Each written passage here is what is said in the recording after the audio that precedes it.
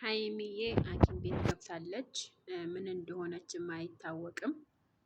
ያው ቲክቶክ ላይ ነው ያገኘሁት።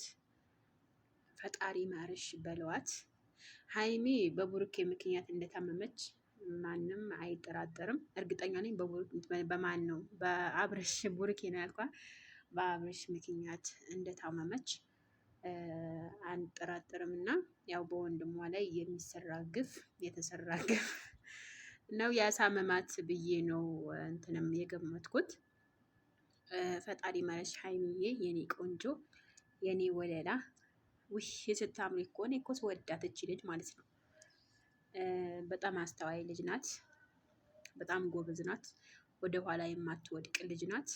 አንዳንድ ጊዜ በህይወታችን ምርጥ ነን ጓደኛ ነን ብለው የሚገቡት ራሳቸው ጉድጓድ ቆፍረው ነው ወደ ውስጥ የሚያስገቡህና ሀይሚዬ ፈጣሪ ማረሽ የኔ ቆንጆ። ያው በሰላም ለቤትሽ ያብቃሽ። እና ደግሞ ውይ መርፌ ደግሞ እንዴት እንደምጠላ እኔ ቢስሚላ መርፌ በጣም ነው የምጠላው።